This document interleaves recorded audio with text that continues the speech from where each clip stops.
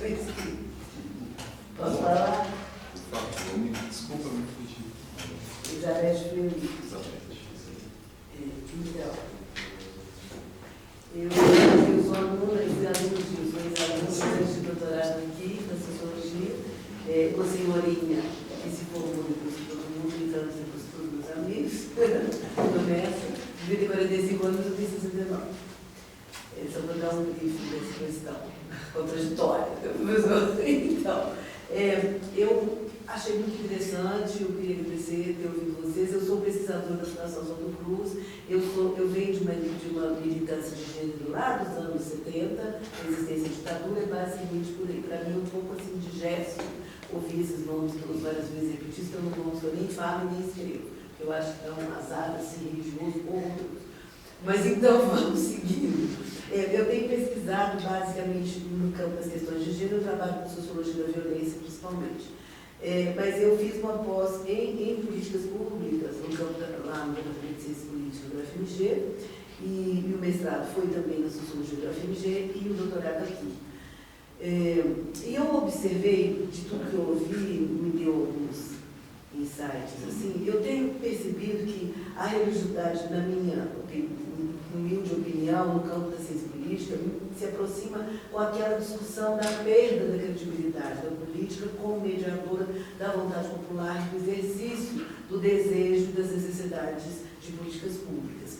E eu estou associando isso, eu acho isso um negócio assim, que eu não tinha percebido, e ouvindo vocês aqui, e eu percebo isso muito claramente, viu ou não? Principalmente quando as coisas que você colocou, que eu vejo a religiosidade como uma construção de uma teologia de fé, mediante, né, para mim ela está praticamente relacionada, assim, de imediato eu vejo, com a perda da credibilidade da política como forma de representação do desejo popular. Então, a política, a religião, para mim, ela está entrando nesse campo da grande mediadora. E em todos esses formatos de religião que o professor Ronaldo mostrou aqui.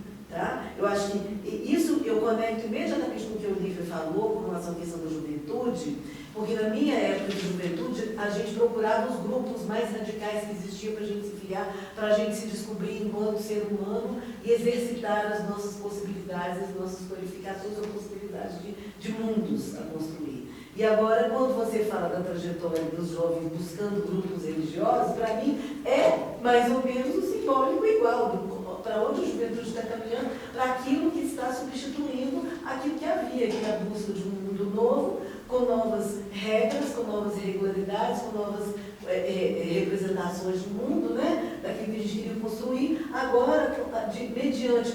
Eu gosto da teoria da modernidade tardia, tá? Então, diante da sociedade de risco, diante das nossas frustrações, de todas as questões que estão postas, de todas as contribuições que nós também construímos, eu estava discutindo no grupo agora, no grupo de Queima na Mata, a gente ressuscitou o Queima na Mata de 1980 em Belo Horizonte, que nós que trouxemos esse slogan para a área pública, a gente tem discutido como que a questão, por exemplo, essa menina de 12 anos, só um exemplo rápido, que foi, agora está havendo uma discussão jurídica se ela estava sendo estuprada por um rapaz de 20 anos ou não, e eu coloquei para as meninas a minha discussão, quer dizer, nós trouxemos a questão da liberdade sexual na juventude, nós brigamos pelos direitos das mulheres, de ter direitos iguais aos homens, de viver a sua sexualidade, com liberdade, tudo mais, imagino que todo mundo conhece, e hoje nós temos, eu venho da Fiocruz do Rio, eu fiquei 15 anos na escola sobre minhas colegas pesquisadores passaram muito tempo nos anos 90 trabalhando com a questão do fenômeno da gravidez adolescente, que é quase que vamos dizer assim, um efeito adverso de um excesso de liberdade que virou uma espécie de consumo do corpo humano, das garotas, etc. Então, tem uma outra discussão, tá? Então, mas agora eu vejo aquele backlash que o feminismo fala, o retorno, vou fechar, o retorno à tradição, a igreja, a religião traz isso. Quer dizer, onde se passou da fronteira e se produziu efeitos adversos, agora a maré está voltando. E a religião também representa essa possibilidade. Um dos casos que eu analisei numa pesquisa minha de homens agressores recentemente foi isso. Tá? Que o sujeito se tornou evangélico, a mulher se separou dele porque ela está caminhando para um campo de agendas feministas e ele caminhando. Ele acha que se ele renovou, ele parou de ser agressivo quando ele virou evangélico, espiritualizado. E para ela, ele está buscando o campo da tradição. Ok? Desculpa aí. Ok, Elizabeth, obrigado. Eu sou o Marcos Lanz, professor aqui da Antropologia da UFSCar, gostei muito das apresentações. Tem um comentário rápido aqui sobre uma questão importantíssima que o Ronaldo colocou, do cristianismo como identidade política, que eu me lembrei do Louis Dumont, que ele já falava que isso acontecia com o hinduísmo. Então, que complexifica bastante o que o Ronaldo está falando, porque tem raízes brasileiras, né, como ele falou, do catolicismo, anterior, né, secular, né? Tem as raízes norte-americanas, que ele colocou também muito bem. Eu só queria complexificar que tem essas raízes, vamos dizer assim, modernas desse fenômeno, né? A politização da religião, vamos dizer assim, que é entendida pelo Dumont num contexto mais, vamos dizer assim, da primeira metade do século XX, né? E agora esse fenômeno parece que, quer dizer, é um fenômeno quase que absolutamente moderno, que agora o Ronaldo está podendo estudar na sua manifestação pós-moderna, vamos dizer assim. Fica muito mais complicado, né, do que já era complicado, né, a questão do hinduísmo que o Dumont estudou. Então, a formação de gangues, ele liga essa politização a uma certa, quase que uma palavra muito forte, eu não me lembro mais das coisas do Dumont, mas uma nazificação, gangues, uma violência, alguns movimentos violentos que já surgiam lá na Índia, e a gente está vendo acontecer na Índia hoje também, né? Muitos estupros, muitas gangues, enfim. É um fenômeno realmente importante que o Ronaldo comentou aí. Ok, Marcos. Vamos lá, Rafael. Sim, eu diria que sou Rafael, estudante do mestrado da UFSCar. Obrigado pelas apresentações, foram todas muito legais. Fazer a pergunta, mas agora o que o professor comentou, eu acrescentaria ainda também nessa rede de nacionalismos ligados à religião também, além do hinduísmo cristão, o caso do culto à igreja ortodoxa na Rússia também, que vem dando um suporte espiritual bem relevante à agressão da Rússia contra a Ucrânia também. Então, acho que são muitos nós realmente assim, de uma rede que se conecta, como o professor Ronaldo estava mostrando. A minha pergunta também, acho que conecta um pouco do que os três colocaram. O professor Olivia falou, né, dos jovens procurando igreja, e o professor Ronaldo do cristão, assim, né, como identidade política. Então, assim, parece ter uma grande coalizão com uma certa abrangência política e uma certa simplicidade política, mas, assim, eu fico pensando, e eu estudo especificamente organizações religiosas, né, que me parece que, embora exista esse amálgama cristão que surge como identidade, assim, mas é importante para as organizações em si que os seus adeptos se mantenham vinculados, na medida do possível, a elas, até porque disso depende de recursos financeiros, depende a própria possibilidade de expansão dessas denominações, assim, né? Então, eu fico interessado também nas fricções que existem dentro, assim, desse movimento, assim, né? E pensando que isso tem também reflexos políticos dentro do que o professor Ronaldo colocou, se a gente pensar, sei lá, na disputa da Prefeitura de São Paulo, com o Pablo Marçal vindo e, né, atropelando tudo, mas o bolsonarismo não entregou apoio, as lideranças religiosas dele não prestaram, né, prontamente o apoio ao Marçal, isso está gerando algum atrito também. Então, enfim, eu queria perguntar, na visão de vocês, até o professor André também colocou esse panorama bem amplo do cristianismo das organizações cristãs, né, como que ficam as igrejas e organizações cristãs nesse cenário em que você tem, né, enfim, sei lá, uma grande proeminência do cristianismo, mas meio difuso, assim, né, e qual é o papel, sabe? Elas agora, essas organizações, as denominações, vocês acham que elas são mais, assim, meio que elas têm que se adaptar ao que está acontecendo, ou esses líderes, o Silas Malafaia, ou Gil Macedo, eles têm de fato um papel ainda propositivo importante para direcionar as atitudes dessas pessoas frente ao que a política está trazendo de reflexos. Não sei se deu para entender bem, mas é isso. Obrigado. Ok, Rafael.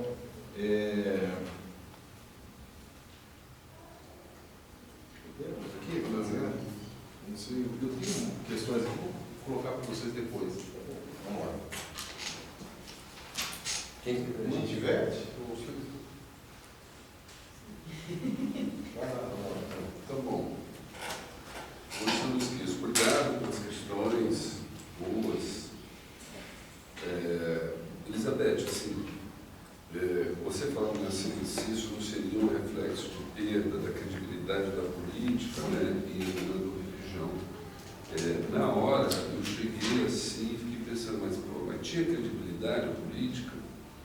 Né, o quanto está idealizado um certo passado que eu entendo, né, também fazendo parte de uma geração que militou, entende a política no sentido forte, mas pensando se a população brasileira, se a política passava pela política mesmo, né? Então eu acho que ela sempre meio que passou pela religião, passou pelo crime, passou por outros vínculos, né? Que eu acho que então acho que talvez a gente, nessa frase, a religião vai ocupar esse lugar, eu acho que esse lugar nunca foi ocupado por uma política no sentido moderno que a gente entende, né? Mas houve um deslocamento. Se a gente pensar nos anos 80, né, a política passava pela teoria da alimentação, passava por uma outra religião, por um campo talvez mais afim ao nosso, né? E eu acho que, mais recentemente, sim, as religiões ganharam protagonismo, né? Até estava um debate essa semana no SEBRAP, e aí o inglês falando, né? Que ele está preocupado com a questão da confiança. Eu falei, pô, você falou credibilidade, ele falou da confiança nas instituições, né? Exato. Aí eu perguntava assim para ele, se o crente joga confiança nas instituições políticas, né? Aí eu falei, antes de fazer essa pergunta onde é que passa a confiança da política hoje? Quem tem autoridade para falar as coisas e orientar? Os religiosos, sim. E a gente na conversa falou, tem os influencers. Está aqui o Marçal, que se diz que não é político. Já foi produzido, né? Então, assim, então, eu acho que um pouco eu estou querendo dizer o seguinte, eu acho que nunca teve esse lugar na política, dissidência como a gente pensa. Certo. Eu acho que a religião se tornou um campo, se fortaleceu, mas tem outras coisas também orientando, né? Nessa conjuntura. Eu acho que perguntar também às redes, às mídias, os novos atores, né, por onde passam. Eu diria que, um tempo atrás, o Jornal Nacional era uma voz do Brasil, né? Você tinha a sensação de que estava vendo o Brasil, o establishment está apresentando. Pô, né, mas não passa mais por ele, né? Talvez passam por outras figuras. Então, por onde passa a confiança, a autoridade, a credibilidade, eu acho que ela se deslocou. Só acho que ela não estava nesse lugar tão idealizado. Acho que nunca teve. A pergunta do Lana, obrigado, Lana. Na verdade, eu vim com uma questão, eu vou jogar aqui, Lana, para você, tá? Que eu acho que você me inspirou, que eu falei, eu falo disso ou não falo? Que é o seguinte, desculpa se eu me alongar, mas eu gostaria de dizer isso, e também para ter pego um pouco, né? Para jogar essa ideia. Que ver se faz sentido, né? Eu vou testar aqui, ver se faz sentido. Porque eu comecei essa brincadeira, cristianismo, nacionalismo cristão, cristianismo cultural, que era um artigo que eu já tinha escrito sobre o governo Bolsonaro, né? No final, aqui também tem nacionalismo, lá também tem cultura, a questão é questão de ênfase.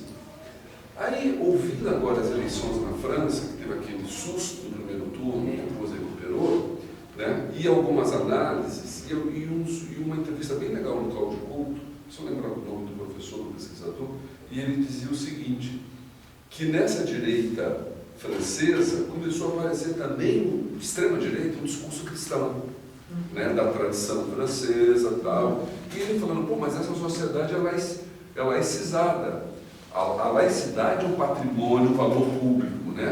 E ele usou assim, eu não sei se eu posso usar corretamente, mas ele falou assim, será que a gente não tem um cristianismo secular ali, na extrema-direita, apontando?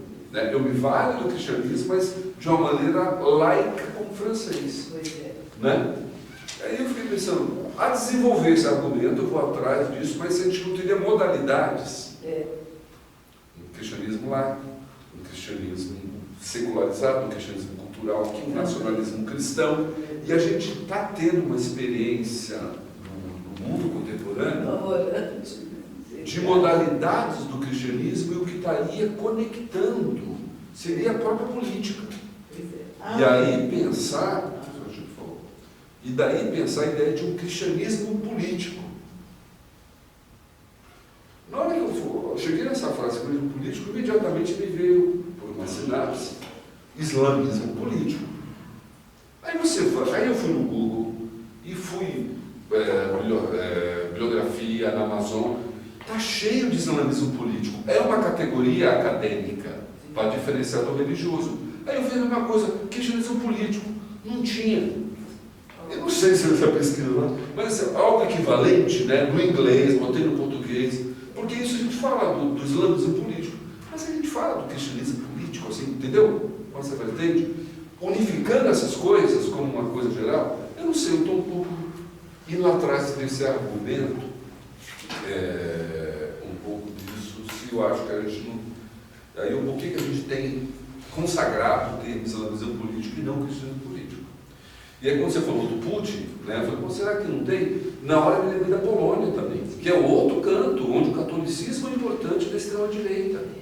Então, assim, será que a gente não está tendo uma experiência com essa extrema-direita, né, produzindo, sim, o cristianismo como uma arma política, né? Enfim, junto aqui, um pouco essa ideia. Dos 2 tempos já botei 3, e 4, que era o caso do hinduísmo, né? Mas eu queria pensar dentro do cristianismo, se a gente não está tendo hoje, na contemporaneidade, um fenômeno desse jeito. E sobre, ainda, Rafael, sobre as organizações, qual é o lugar da organização, né? E aí foi bom o exemplo do Marçal. O Marçal, ele não é organização, né? Ele vem da Igreja Fideira, mas não fala em nome da Igreja Fideira, e qual é o lugar das instituições. Eu acho que se a religião está com política, ela não tem que ser pensada só em termos de atores e instituições, mas ele organiza a gramática da política. Tem que falar de... Esses dias eu vi um podcast, um candidato de esquerda tendo que falar, eu sou cristão. Eu falei, cara, 5 anos atrás você não começaria desse jeito.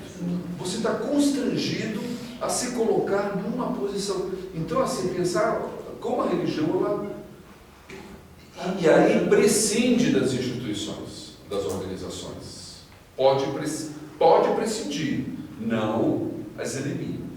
Né? Aí, enquanto eu estou pensando aqui, eu escrevi, mas para que servem as instituições? E um cara como Malafaia, né? Foi até o exemplo que você estudou. Ele serve para negociar as organizações. E o Malafaia é um cara que tutela o termo cristão evangélico. Né? Quem é evangélico e não é evangélico? Então, eu acho que essa é uma reflexão que a esquerda tem que ter. Né? Até que ponto esse cara fala em nome dos evangélicos? Ele tutela, né? Mas ele é capaz dessa diversidade dar conta? E aí, que é o problema da esquerda, que nunca não conversa, e quando negocia com esses caras, com essas lideranças, né? E aí, não é o cara de pulá-las, atravessá-las, contorná-las politicamente, não é simples, né? Mas enquanto, enfim, você valorizar eles como interlocutores, eles não têm essa base que eles dizem. O Malafaia não tem a base que ele diz. Pois é. Não, vou começar por esse ponto aí, aproveitar e juntar a questão da Elizabeth com o Rafael. Eu começar por Malafaia e Marcelo David, que aí eu concordo, acho que eles não têm a base que eles dizem, inclusive dentro da própria igreja deles, que é a coisa mais interessante, né? Você pega, por exemplo, a Isla, que é uma pastora da igreja do Silas Malafaia, cantora, super famosa, e você tem um grande contingente de fãs da Isla que vão frequentar a igreja dela, do Malafaia, e que não concordam com o Malafaia. Então, tem um desafio aí, eu acho que tem. E aí, não só eu acho que a esquerda dá muita ênfase para Malafaias da vida, mas a própria mídia, né? Esses caras foram construídos, não só a mídia deles, mas assim, eles são fonte, a Folha de São Paulo, o Globo, o Estadão, quando vai entrevistar alguém, entrevista esses mesmos caras. Tipo, e produzem toda essa legitima, né? Essa legitimidade, enfim, né? Eles são convocados a falar sobre o dia, né? E eles têm interesse de que seja assim, né? Eles têm interesse de que né, de que o mundo evangélico e o mundo católico seja visto como homogêneo, né? Quanto mais homogêneo, melhor para eles, né? Mas eu acho que assim, e aí, aonde está a importância da instituição para mim, está no território. Assim, esses caras também têm um monte de igreja no território, as igrejas dele no território também acho que são muito importantes, né? Você pegar, por exemplo, a igreja de Brasília, a igreja de Santo André, aqui, a igreja de... agora, eu acho que a legitimidade está no que está acontecendo no território, né? E aí, enfim, e aí sim, eu acho que inclusive assim, a gente fala da presença do Estado, inclusive, que está, né, nos territórios muitas vezes mediado pelas igrejas, né? Grande parte do trabalho aí, né, do Estado de assistência, inclusive, né, que está mediado pelas igrejas, né? Então, assim, a gente muitas vezes fala assim, a ausência dos Estados no território. Nem acho que tem ausência do Estado no território, mas tem um Estado que muitas vezes é falho e tem um Estado que muitas vezes chega por outros meios. E que virar paralelo. Não, mas enfim, esse também é outro assunto, mas eu vou falando mesmo. Enfim, a igreja que está presente, né? Ela está presente ali no dia a dia. Inclusive, quando a gente está falando da juventude e das mulheres que estão, né, nas igrejas, elas não estão ali. Eu não acho que elas estão ali para preencher um ideal que não foi conseguido, elas não estão ali para preencher um vazio, não é? Mas elas estão ali porque tem espaço de sociabilidade, tem espaço de formação de grupos, de comunidade, tem uma presença no território que é cada vez mais importante, inclusive, né, nessa época de redes sociais, né, essa formação de comunidades fora das redes sociais se torna cada vez mais importante, né, porque você também percebe que as comunidades nas redes sociais são muito frágeis, né? A gente precisa dessa comunidade que é formada no território. Então, eu acho que ela tem não é preencher um vazio, né? Ela tem uma importância ali realmente na vida das pessoas, enfim, e estão presentes no território. E aí, quando eu falo, por exemplo, das jovens, das mulheres que estão na igreja, elas não, assim, tem um grande grupo delas que são mulheres, né, conservadoras e estão inclusive querendo se candidatar, entrando no partido, né? Michele tem feito aí campanha, tem visitado tudo quanto é cidade do Brasil para fazer campanha de filiação para o PL, né? Em um ano foram mais de, sei lá, 20 e tantos mil mulheres filiadas. Enfim, você tem esse crescimento aí vamos dizer assim, de uma formação de jovens conservadores, você também tem o contrário, né? Você também tem mulheres que estão ali dentro das suas igrejas tensionando e levando assuntos que muitas vezes a igreja silenciou, né? Questões, né, de feminismo, que pode chegar com esse nome, pode chegar de outro nome, as questões raciais, né, enfim, questões de sexualidade, que são questões que muitas vezes acabam que essas jovens, inclusive essas jovens que estão nas redes, acabam tensionando isso. O ISER fez uma pesquisa, o ISER tem feito uma pesquisa com mulheres evangélicas desde a eleição de 2022. Fez 2022, fez 2023, que estão fazendo esse ano. E na pesquisa de 2022, tinha essa questão, né, das mulheres, né, inclusive, né, muitas mulheres inclusive, que votavam no Bolsonaro, mas não se identificavam com o Bolsonaro, nem com as pautas do Bolsonaro, mas votavam no Bolsonaro. Mas também mulheres que estavam ali levando assuntos para dentro das igrejas, e eu achei que tem um cruzamento de informação interessante, que as que se diziam que eram feministas correspondiam àquelas que mais tinham, que consumiam diversos tipos de mídia, tipo, né, que música gospel, podcast, não sei quem. Eu acho que é uma pesquisa pequena, não é uma pesquisa quantitativa grande, mas isso me dá uma pista também de pensar nisso, né? Como é que essas lideranças informais ajudam a levar esses temas, né? E como é que isso reverbera na própria estrutura da igreja, assim, quando os encontros da Elisete Malafaia que ela promove, o feminismo está sendo conversado o tempo todo. E muitas vezes é em resposta a essas jovens, né? Inclusive, o mote dela desse ano é o respeito à geração. E como eu acompanho há alguns anos o trabalho dela, dá para ver que uma resposta ao congresso dela do ano passado, em que ela identificou que as jovens da própria igreja de Malafaia estavam deixando de frequentar a igreja ou estavam falando de feminismo. Então, começa a criar aí uma outra forma de falar de feminismo ali dentro, em resposta a isso. Mas ao mesmo tempo, essas mesmas jovens não necessariamente vão, então agora eu vou aqui, não vou falar de feminismo, vou ser feminina, como a Joana faz. Não, porque elas também forçam o surgimento de outros grupos que estão discutindo essas questões, né, principalmente as questões de gênero, de raça e de sexualidade dentro das igrejas. Né? Então, enfim, acho que era meio isso. Só comentar muito rapidamente, primeiro, em relação à questão das organizações, eu acho que, de fato, algumas vezes indivíduos tiram proveito, né, e esse projeto aparece mais do que as organizações, as instituições, como o Marçal, por exemplo, da vez, está aí tirando proveito de uma identidade evangélica, enfim. E um comentário a respeito, acho que Malafaia parece estar numa certa crise e que por isso está buscando, enfim, está confrontando ao máximo, né, o STF, uma tentativa até de ser, quem sabe até ser preso, repetir um pouco o que aconteceu com o Edir Macedo, nos anos 90, enfim. Eu acho que, como você colocou, há um universo grande, né, de igrejas, né, espalhadas que não são consideradas como interlocutores. Né? Você frisou isso também, né, e esses indivíduos aparecem nas mídias e acabam falando pelo evangelho, sendo que há um amplo segmento que não é considerado, muitas vezes é invisibilizado. Então, acho que é um desafio você lançar luz, né, sobre esse espectro bastante amplo. Né? Eu queria aqui colocar questões para vocês dois. Primeiro, para lembrar a discussão que o Paul Fresco faz, que é bem interessante, né, a respeito do pan-cristianismo. Né? O pan-cristianismo com uma identidade que, né, extrapola um pouco o Bolsonaro, tirou proveito disso, né? Daí muita gente pensar que ele fosse evangélico, né?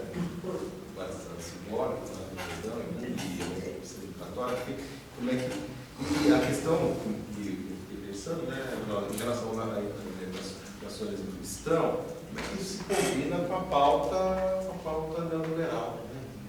De privatização, que penetrou no meio evangélico também. Como é que se dá isso? Como é que se dá essa combinação? Né? E eu vi no livro um pouco, se você pudesse falar um pouco, Lívia, a respeito nós estamos numa fase de transição, né? A TV aberta já não tem mais, né, a força, o poder, né, que tinha, e isso está impactando algumas igrejas, né? A Igreja Mundial do Santiago, a Igreja do R.R. Soares, a questão do streaming, né, que veio com muita força, e como é que você vê essas duas denominações, né, que tem uma presença nas mídias, como é que você vê em termos de continuidade delas? A gente sabe que está em crise e elas são muito, a atuação delas é muito ligada a essas coisas. E você falasse um pouco a respeito disso. Não sei se alguém queria uma questão também, mas... Felipe? Professor Felipe. Muito breve, agora Felipe Rangel, professor do departamento de Sociologia da UFSCar, né? Isso já foi tratado de uma maneira nessa mesa, né? Mas eu queria ouvir um pouco mais de vocês, né? Então, nesse cenário todo que vocês mostraram a gente, né, do crescimento evangélico nos anos, e aí uma frase que a Ronaldo disse, não sei, não dá para ser cristão de esquerda, né? Como fica a esquerda agora, né, e para o futuro, né? Que perspectivas a gente tem nessa relação entre religião e política, né, de disputa política nesse cenário que tem se construído, né, dessa aliança cada vez maior da direita, né, com um movimento evangélico crescente. Obrigado. Marcos? Eu vou ser bem breve. Só continuando aí a sugestão para o jornal, já que ele pediu a minha opinião, e relacionando também com a pergunta dela, a primeira pergunta.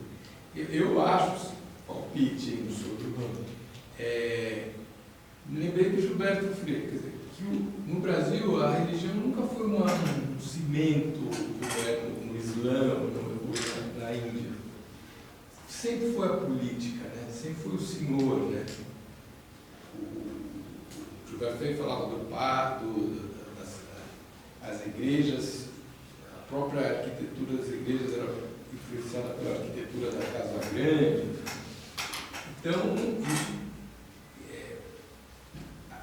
você falou, né, Ronaldo, a política nunca, talvez tenha sido idealizada, concordo com você.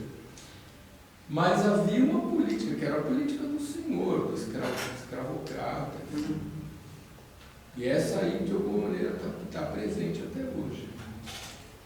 Então, eu acho que o cimento sempre foi a política. Né? Então, esse cristianismo como identidade política, eu acho que remete a uma tradição brasileira mesmo. Não é uma tradição religiosa como no Islã ou na Índia. Só um palpite. Mas acho que a gente está falando da mesma coisa, a gente está pensando as coisas nos mesmos termos. Né? Ok, Marcos, obrigado. Bom, Vamos inverter agora? Vamos. Vamos começar falando de... assim, eu acho que assim, a TV aberta, ela não tem a força. Tinha mais ou menos, né? Assim, eu acho que tem muito relacionado com vários fatores, inclusive o fator de classe, assim. E não só a TV, por exemplo, rádio. Rádio, as pessoas, você pega os índices de audiência de rádio, continuam sendo altíssimos. Né? Mais de 90% da população brasileira escuta rádio todo dia, assim, nem seja dirigindo ou no trânsito, enfim. Então, eu acho que tem... Agora, você tem mudanças, assim, eu acho que a questão é um meio caro, realmente, eu acho que tem uma questão de crise financeira mesmo, assim, quando, por exemplo, Silas Malafaia quer tirar o pé da TV aberta e botar na internet. E não porque custa caro, né? Custa caro manter uma estrutura ali de TV aberta. Agora, Edir Macedo, esse ano, aumentou o número de inserções da IUD na TV aberta, de novo. Tinha diminuído, esse ano aumentou de novo. Né? Então, assim, não acho que tem uma substituição, eu acho que tem uma convivência aí da TV aberta no rádio com as novas mídias. Acho que o streaming, ele acaba que não substitui tanto, porque ele é outro, né? Acaba sendo mais para filme, série, enfim, você tem uma outra lógica ali. Quando você faz esses programas de TV ao vivo, então, assim, a TV ainda tem muita força. Inclusive, um fenômeno que eu acho que é pouco compreendido, mas que também tem uma questão de classe, de ver quem está assistindo, que são os programas jornalísticos, que estão todas emissoras, inclusive na emissora do Edir Macedo, e que são programas policialescos, que a gente chama de programas policialescos, né? Que são programas que têm audiência altíssima, que promovem que várias pessoas, vários apresentadores saem desses programas e se tornam candidatos, como o plano da Atena, né? Mas, enfim, antes do Datena, muitos outros do Brasil inteiro são candidatos que vêm desses programas. E são programas que, então, eles ocupam cada vez mais a grade. Assim, eles ocupavam um espaço menor na programação, de repente, eles vão aumentando a sua ocupação da grade de programação na TV aberta, e com uma pauta que é isso, que é uma pauta do bolsonarismo, que é a pauta da segurança pública a partir de um viés punitivista, de bandido bom, bandido morto. Enfim, são programas que estão violando direitos, né, que expõem mulheres vítimas de violência sexual, enfim, que promovam uma série de questões e que têm aumentado o seu espaço. Então, eu acho que assim, não vejo como uma substituição, mas eu vejo como uma convivência ali desse sistema de que tem que ser analisado mesmo de forma combinada. Né? Inclusive, quando você fala da esquerda, muitas vezes a esquerda parou de assistir a televisão aberta. Então, assim, né, não está acompanhando o programa policialista. O que está sendo falado lá no programa policialista? Que é o mesmo programa que você, ao mesmo tempo que você está falando isso, mostra a perseguição, né, uma perseguição policial e fala que bandido bom, bandido morto, no mesmo programa você está lá cobrando o Estado, que está faltando luz ou que está faltando né, água no bairro tal. Conversa com as comunidades. Sim, então assim, acho que isso é um ponto que eu pensei, eu não tinha nem pensado, mas é isso, a esquerda também não está assistindo TV, né? Eu acho que a gente tem que voltar a assistir TV também, né? Que é uma questão, mas enfim, eu acho que essa pergunta da esquerda é super complexa, assim. Mas também me preocupa um pouco essa ideia de que, por exemplo, a esquerda não sabe conversar, não sabe dialogar com os evangélicos. Como se tivesse que aprender uma linguagem para falar com os evangélicos. Porque eu acho que, assim, é isso. Os evangélicos também sempre tiveram na política, sempre tiveram na... Enfim, você tem várias instituições, seja de assistência, seja as religiosas, sejam, enfim, diversas instituições que estão conversando diariamente com os evangélicos nos territórios. Então, assim, acho que tem um problema, talvez, da esquerda, não só de dialogar especificamente com o evangélico, mas de pensar o seu projeto diante do contexto que a gente está vivendo aqui, né, com um congresso conservador, um congresso que você tem que ficar trocando, barganhando as suas políticas, muitas vezes você não consegue botar a sua pauta, você desiste da sua pauta no meio do caminho, né, porque você acha que aquilo vai dar votos. Então eu acho que, não sei, é uma pergunta muito difícil, mas eu acho que tem a ver com... A gente precisa se organizar no sentido inclusive, de não abrir mão de algumas das pautas, porque isso tem a ver também com a questão da pauta neoliberal, né? Será que, assim, eu acho que tem até umas lideranças religiosas que associam a questão da religião à pauta liberal, mas, assim, na vida das pessoas, as pessoas continuam querendo o Estado em suas vidas. Elas continuam querendo políticas públicas, elas continuam querendo ter universidade pública, elas continuam querendo escola pública, saúde pública. Então, também, assim, né, esse neoliberalismo está muito mais nessas lideranças de grande visibilidade do que no conjunto da população. E aí, como é que a gente retoma um projeto de discussão que não seja neoliberal? Aí, acho que é o grande desafio. Eu vou começar por aí, por essa fala da Olívia, respondendo ao Felipe, né, como é que fica a esquerda. Faltou o Fofresto aqui, né? Ele debateu na Folha, escreveu 2 artigos, respondeu, e ele defende uma coisa, também todo mundo hoje está dizendo isso, de bilíngues, né? Que a gente consiga fazer uma dobradiça dessa história. Em 18, também tem essa pergunta vem de longe, como conversar com os evangélicos, né? E eu lembro que, já foram uns 4 anos, né? Eu não falava em bilíngue, mas eu achava o seguinte, olha, você tem que dar protagonismo para os teus evangélicos de esquerda. Eles têm que vir para frente. Como evangélico. Certo? Porque eu acho que um pouco o tradutor. Quem são? O PT tem a Benedita. A Benedita, mas está há 40 anos, só tem a Benedita. E se você olhar, depois da Benedita tem o Henrique Vieira. Só. E só nesse tempo inteiro.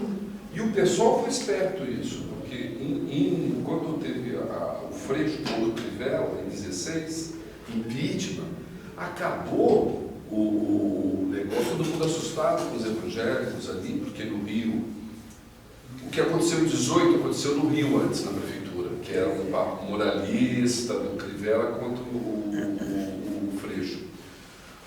No mês seguinte, o Mídia Ninja colocou o Henrique Vieira em destaque. O pessoal foi esperto, foi o primeiro. O PT acho que ainda está com Benedita. Né? Não consegue criar nomes, precisa ter referências. Referências que coloquem o dedo na cara do Malafaia e criem um contra-discurso. Então, assim, eu acho que está pouco, mas eu acho que a ideia é do protagonismo. E incorporar, viu, eu não sei se é renunciar a pautas, mas ao fazer isso, você tem que abrir uma certa margem para um conflito, para um contraditório, internamente, porque essas pessoas não veem. Enfim, o tema do aborto. Você pode chegar e falar, nós somos a favor e quem é contra. Aí você joga para o lado de lá o evangelho. Vem para cá, vamos fazer a discussão aqui dentro e encara como ainda um problema. Né? Você está entendendo? Assim, eu acho que é um pouco estratégico em ganhar, porque eu acho que às vezes colocam questões finais que o cara que está no meio do caminho vai para lá, você joga para lá, joga esse cara para dentro, entendeu? E traz a contradição para dentro do campo de esquerda. Mas eu acho que vale. Porque senão a gente... Porque se eu acho que o aborto realmente tem as questões, e mesmo o aborto eu acho que você consegue trabalhar a partir de perspectivas diferentes, porque quando você chega, por exemplo, a própria Michelle Bolsonaro, quando teve o PL do aborto no início do ano, ela contemporizou, veio Silas Malafaia, veio sócio de Cavalcante falando não, tem que ter SPL, mulher tem que ser criminalizada, a Michelle falou, não. Sim. Não, eles estão errados, pode deixar que eu vou conversar com eles, porque as mulheres nunca serão criminalizadas. Você tem que. Aí jogou, vamos criminalizar Puxa, o mulher, médico, vamos criminalizar o médico, porque ele não pode fazer aborto. Mas as mulheres, então assim, acho que qualquer assunto, a própria questão de segurança pública também. Tipo assim, se você for olhar as mulheres evangélicas que são eleitoras, elas não concordam com a política de segurança pública punitivista. E aí, vem o candidato da esquerda e põe um programa em que é segurança pública punitivista. Então, assim, eu acho que tem também. Tem você pode ir até alguns pontos, você pode avançar um pouquinho. Não, tá bom. Eu não desculpo nada. Eu só acho que a gente está perdendo na hora que a gente coloca muitas barreiras. Entendeu? Isso não passa de 30%. Se quiser ficar no 30%, fica no 30%. Entendeu? Tem uma ambiguidade aí que deixar a política rolar também, né? Acho que um pouco. Estou lulista, né? Bem lula, assim. Mas ainda prefiro esse jogo, né? Jogado. Sobre você perguntou do cristianismo do Freston. Faltou o Freston aqui de novo. Eu ia provocar, porque assim, quando eu vi o povo falar essa história, que é meio isso, né? Não é só evangélico, tem católico, tem judeu, ele fala de um pan-cristianismo. Me soou mal. Eu queria aproveitar e conversar com ele, que eu não vou poder fazer aquilo, porque sempre acho que essa ideia do pan tem uma ideia de totalidade.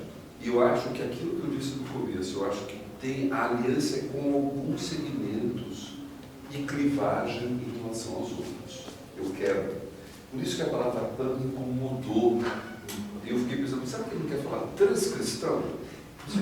Que atravessa, dividindo, né? Atravessa dividindo, conectando e dividindo. Eu acho que a ideia do pan me parece muito holista. É só isso, entendeu?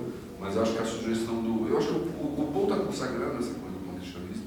Talvez eu esteja errado, preciso falar com ele. Se, em termos práticos, né? A palavra, o prefixo de caso, né? Pan e trans... mudariam coisas diferentes. E eu vou juntar a coisa do neoliberalismo com a coisa que o Lana falou. Que o Lana chegou e falou, a economia, e o Lana falou uma coisa, não é político que tem por fundo.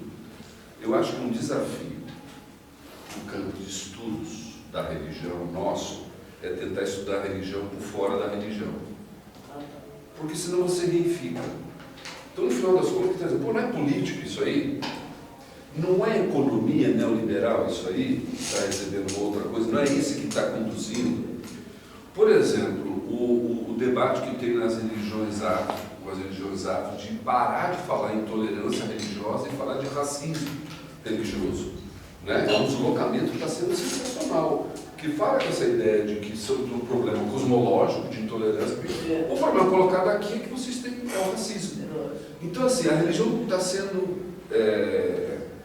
disfarce de muita coisa. Ou de gênero, moralidade. Vocês não estão falando sobre patriarcalismo, entendeu?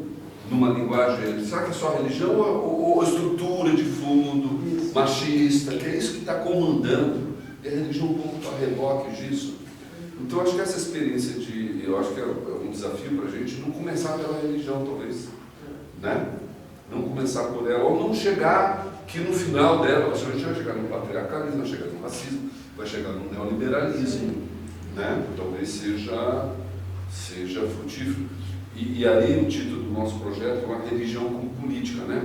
Religião como patriarcalismo, religião como racismo, religião como neoliberalismo, né? Talvez a gente desessencialize a religião, entendeu? E joga como um problema político, sociológico, de outra ordem, né? Eu acho que é um desafio mais para nós que estudamos só religião, sabe? Porque é a maneira que a gente já encaixa logo o problema, né? E aí quer ver como é que ele estrutura. Ele não é estruturador de muitos fenômenos. Não é ele que está no comando. Ele está lá, mas não é ele que está comandando. Até pode ser em algum contexto, né? Aí fica mais interessante quando ele comanda, né? Que não é sempre. Também. Só um comentário muito breve, né? Importante questão que o Vinícius colocou. De fato, há um imenso desafio à esquerda em relação não somente aos evangélicos, mas em relação aos grupos religiosos como um todo, porque, de fato, foi mencionado aqui, né, o cristianismo da libertação, né, teve um papel importantíssimo, né, no processo de liberdade democrática e tudo mais, e gerou, teve consequências importantes, né, grupos, movimentos, partido do PT, da PST, tudo isso, depois desse processo todo. Nós estamos vendo agora uma fase, né, posterior a isso, né, vamos dizer, seria talvez da confrontação, talvez, pela extrema-direita, e, no entanto, esse desafio está colocado, né, de interrupção, né, com os diferentes segmentos religiosos e principalmente com os evangélicos. Né? Então, de fato, o Congresso fez falta aqui, porque é uma voz, alguém que está se colocando publicamente nesse sentido. Até a gente comentava no caminho essa iniciativa da Fundação Priscila Branco, né, material para as eleições, né, e ele contribuiu com isso. Está colocado um desafio bastante grande, né, de fazer uma discussão qualificada. Né? Acho que o PL do autor abriu uma oportunidade, né, com um tiro de canhão do pé da extrema-direita, né, e gerou publicações interessantes, até mesmo da Michelle Bolsonaro. Abriu uma possibilidade, e até no livro coloquei um pequeno artigo na Folha sobre a questão do aborto, no sentido de ser pensado, o desafio de ser pensado pela esquerda, não apenas enquanto um direito da mulher. Mulher, mas precisa ter enquanto uma questão de saúde pública, mas que tem implicações também, a realização do aborto na saúde da mulher, na saúde mental da mulher. É um debate também a ser feito nesse sentido. Né? Muitas vezes, alguns posicionamentos acabam da parte da esquerda um pouco simplista nesse sentido. Isso tem um efeito nas periferias, né? Nas periferias um desafio que está colocado, certo? Agora, isso não pode ser feito somente 3 meses antes da eleição, isso é uma coisa que tem que ser muito mais trabalhada, discutida, enfim, que a gente possa ter isso no país. Principalmente que nós, de sociais, não temos uma tarefa nesse sentido de contribuir tanto quanto possível para isso. Tá certo? Quero aqui mais uma vez agradecer muito ao Lívia,